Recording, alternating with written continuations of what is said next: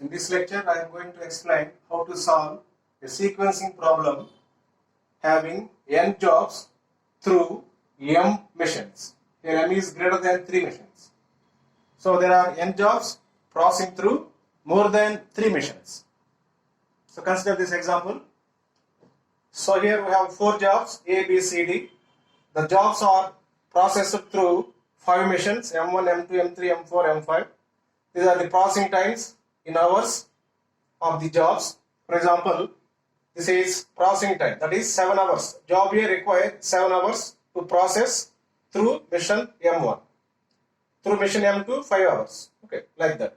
So these are processing time in hours of each job on each machine.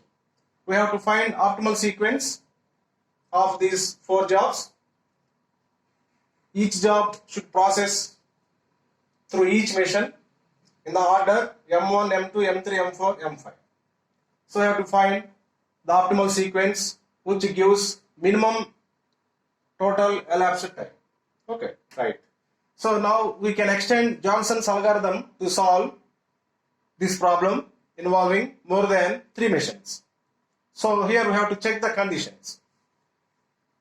If either one or both of the following conditions is satisfied, then only we can extend Johnson's method through this problem.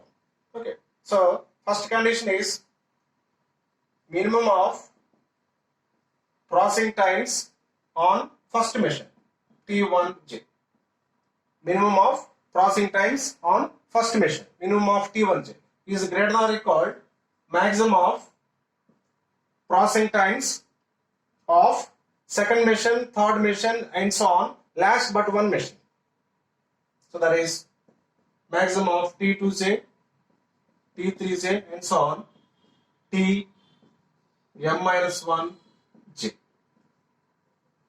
So maximum of processing times of second machine, third machine, and so on, last but one machine, that is m-1th machine. This is first condition. Suppose this condition is satisfied, then we can proceed. Suppose this condition is not satisfied, you have to check another condition. So minimum of processing times on last machine. Minimum of processing times on last machine. So minimum of TMJ greater than or equal maximum of processing times on second machine, third machine, and so on, last but one machine, Tm-1. So if one or both of these conditions are satisfied, then we can extend Johnson's method to solve this problem. Okay, right. First check the condition. So minimum of processing time on first machine, minimum of T1J. So here the jobs are given in rows, machines are given in columns. So processing times on first machine are 7, 6, 5, 8. So minimum of these. So minimum of 7, 6, 5, 8. So minimum is 5. So this is the minimum of processing time on first machine. Next, maximum of processing times on second machine, third machine, and so on up to last but one machine. So here second machine is this one, third machine, last but one machine is fourth machine. So maximum of processing times on machine 2, that is T2J, machine 3, T3J, machine 4, T4J. So this is the last but one machine. Okay. So maximum of processing times on these 3 machines between first machine and last machine. Okay. So on second machine, what is maximum value? 6. So this is maximum of 6. So on second machine, maximum processing time is 6. On third machine, maximum processing time is 5. On third, that is on fourth machine, maximum processing time is 6. So maximum of these 3 values is 6. So now check the condition. So minimum of processing time on first machine should greater than or equal this maximum value. So here 5 is not greater than or equal 6. So therefore 5 is not greater than or equal 6. So first condition fails. First condition fails. Now check the second condition. Check the second condition. So what is the minimum of processing time on last mission? So here last mission is fifth mission. So minimum of T50. So minimum of these times.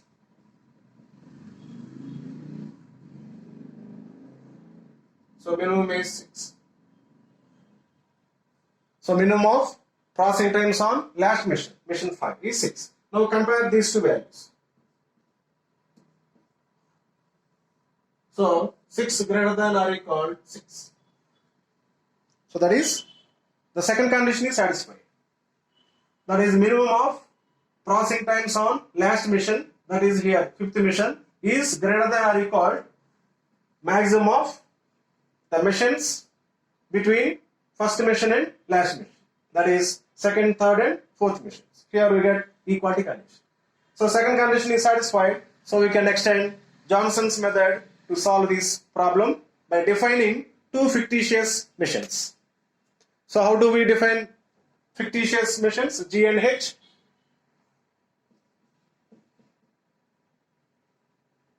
So the processing times on the new mission G is taken as sum of processing times on first mission, second mission up to last but one mission.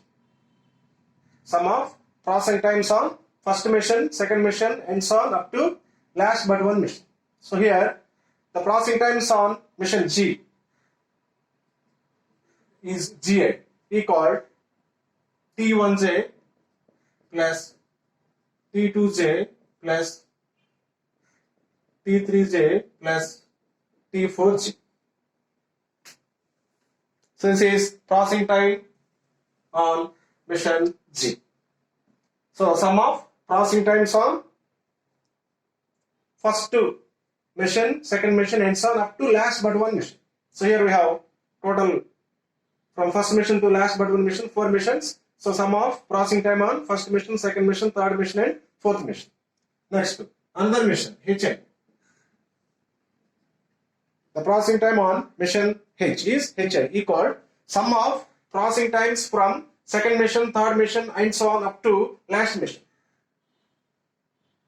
So second mission T2J plus T3J plus T4J plus T5J. So processing time on mission G is sum of processing times on first mission, second mission up to last but one mission. The processing time on second fictitious mission H is sum of processing times on second mission, third mission and so on up to last mission. So this gives processing times on the new fictitious missions. Now we find the optimal sequence of jobs processing through these two missions G and H in order GH using Johnson's method, processing n jobs through two missions. Right, now write the processing times on two fictitious missions G and H. First for job A, B, C, D, GI, HI. So GI is sum of processing times on first mission, second mission up to last but one mission.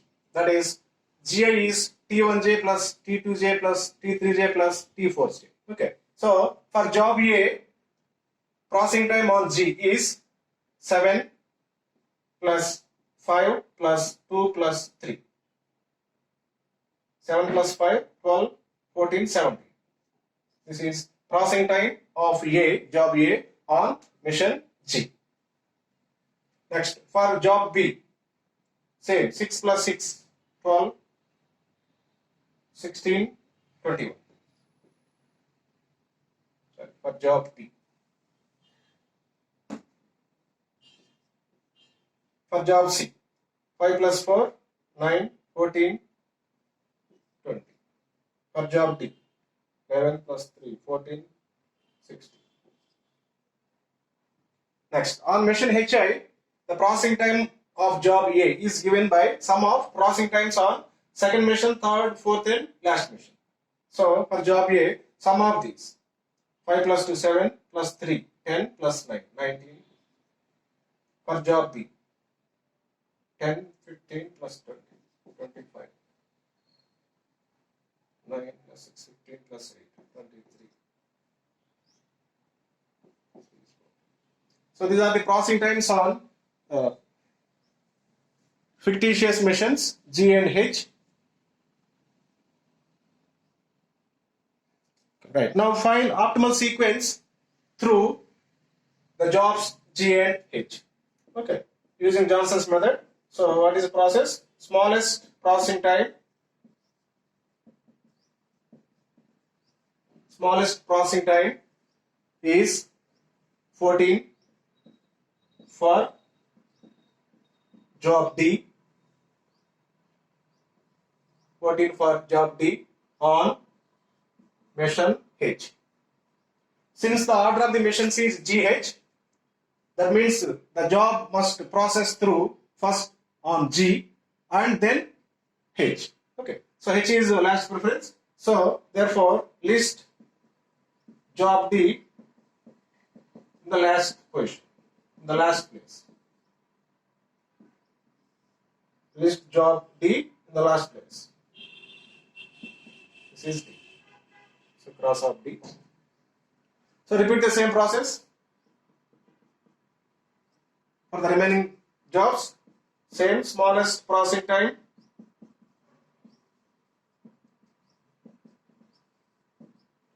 Smallest processing time among the other, that is 17 for job A on G. Since G is first place, so list job A in the first place. List job A in the first place of the sequence. This is previous sequence. Now in the sequence, place A in the first place. This is cross of A. Right, next. Continue the same process. Again, smallest processing time.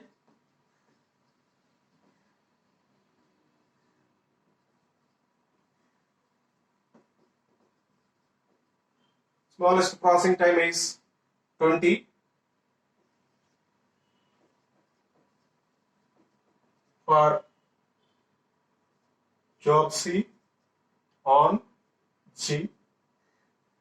Okay, so list job C in first place of the sequence. First place of the sequence means after A. After job A.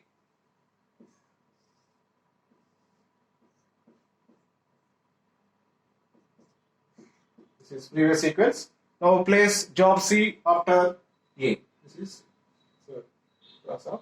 So finally we have only one job and one place. Fill that place with job P. So the optimal sequence is ACB. So optimal sequence of jobs is ACBD. Okay, so this is the optimal sequence.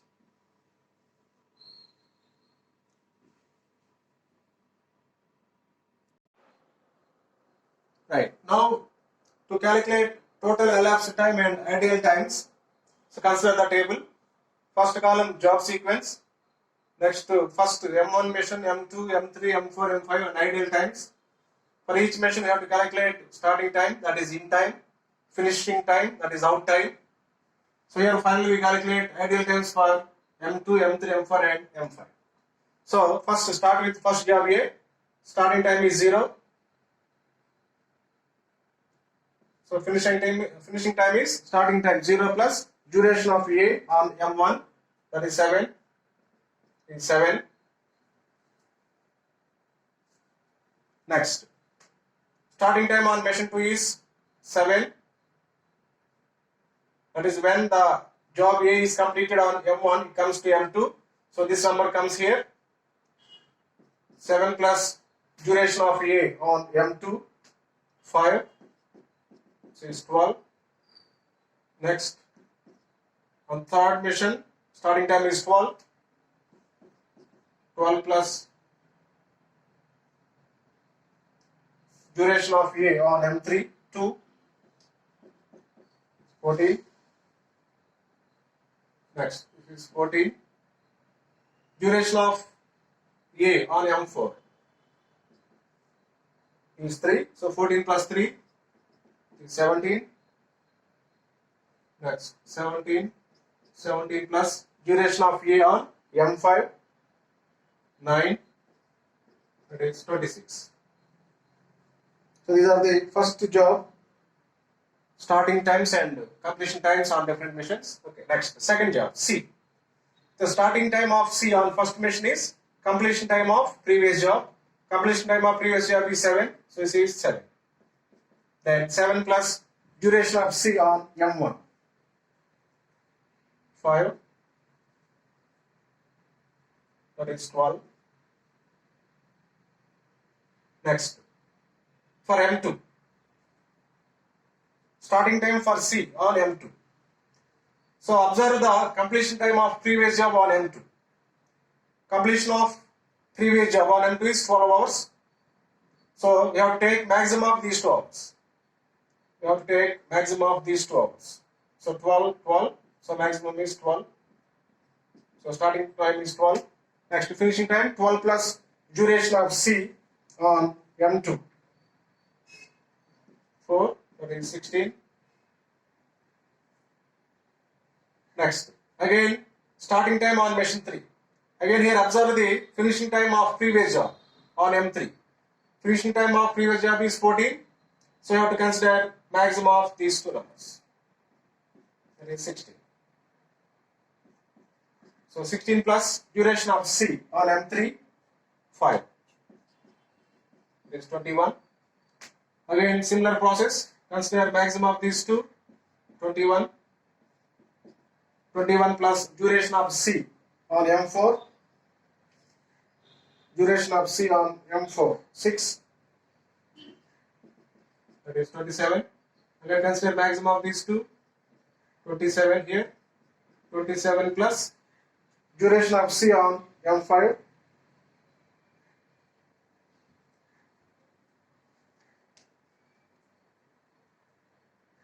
Duration of C on M5 is 8. That is 35. So here you have to consider the maximum of the finishing time of previous job on the mission and finishing time of the present job on previous mission. Okay, so that is the calculation here. So this 21. So that means the starting time of the present job on mission 4 is maximum of the finishing time of previous job on mission 4, that is 17, and finishing time of the present job on previous mission is 21. So maximum of these, that is 21. So like that we calculate the values. Next one, next job is the sequence is B. So starting time is 12. 12 plus duration of B on first mission 6, that is 18. Again same process. So maximum of these 2 numbers, 18. So 18 plus duration of B on M2, that is 6. That is 24. Again maximum of these 2, 24. 24 plus duration of B on M3. B on M3, 4. That is 28. Next, again maximum of these 2, 28. 28 plus duration of B on M4, 5. That is 33. Again maximum of these 2. Maximum is 35. 35 plus duration of B on M5, 10, it is 40. So these are the timings for job B. Next, come to last job D. So starting time is 18. This number comes here.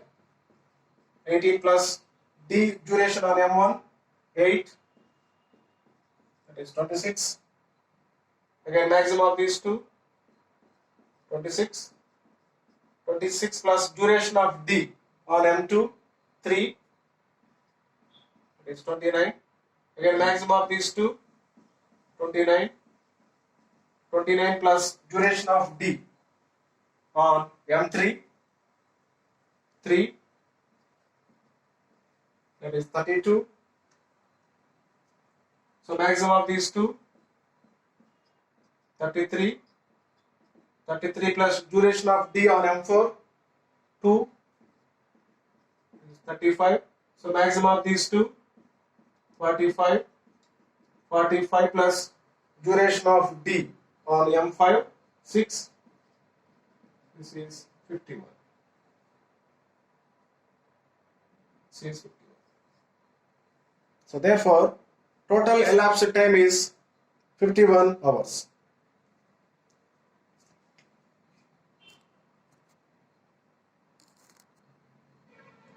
Therefore, total elapsed time is called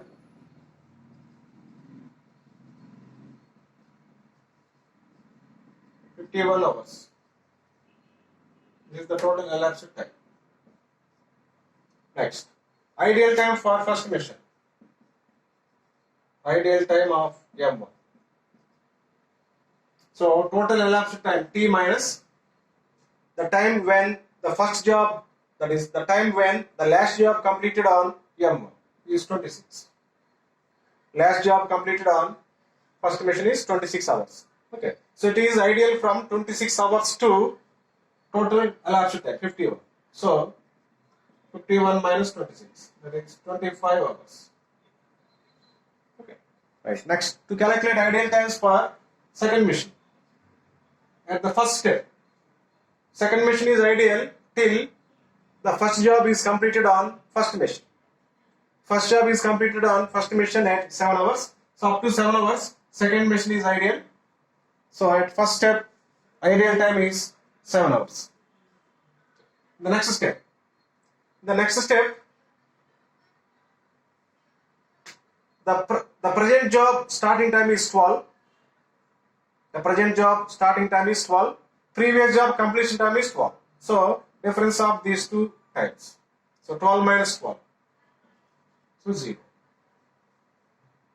Okay. So ideal time is difference of present job starting time and previous job completion time. So difference of these two. Okay. Similarly, in the third step, so difference of these two. Previous job completion 16 hours, present job starting 18 hours. So difference of these two. Okay. Right. Next, in the last step, same. Present job starting time 26, previous job completion time 24. So difference of these two. So these are the ideal times at different stages. So therefore, ideal time of M2. Sum of these values 7 plus 2 plus 2 plus. So here you have to add another number, another amount, that is total elapsed time T minus the time when the last job completed on mission 2. The time when the last job completed on mission 2 is 29 hours. So T minus 29. That means M2 is ideal from 29 hours to last 51 hours. We have to add this time also to the ideal time.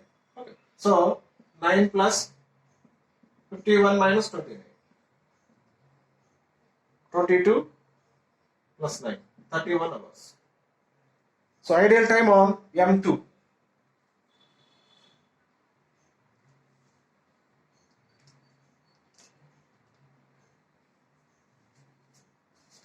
Sorry, this is 11, total 33 hours.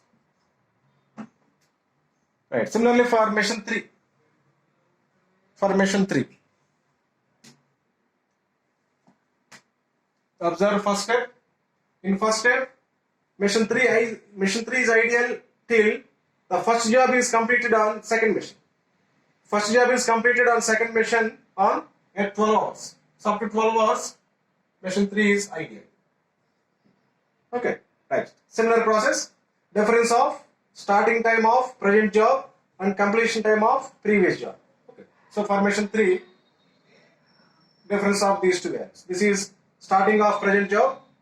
This is completion of previous job. Okay. So difference of these two. So 2. Similarly, the next step, difference of these two. 3. Next, difference of these two. 1. So write the ideal times for other missions also. M4. M4 is ideal till 14 hours. That is completion of first job on mission 3. It's 14.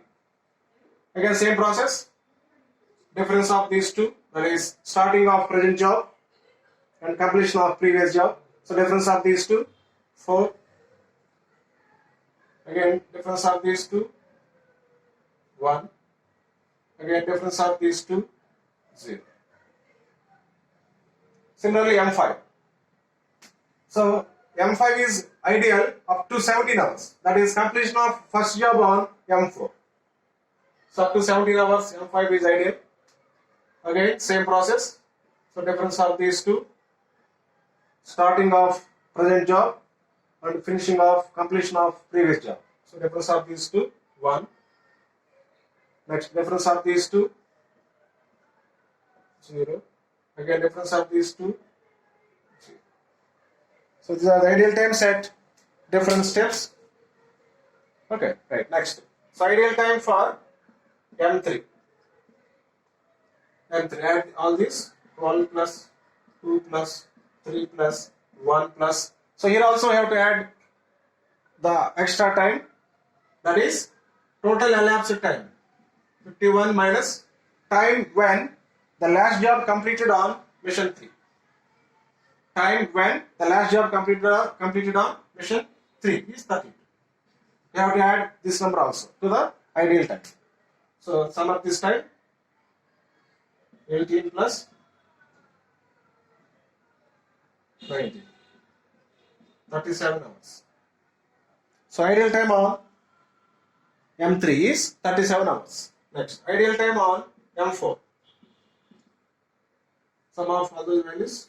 14 plus 4 plus 1 plus. Here also you have to add another amount.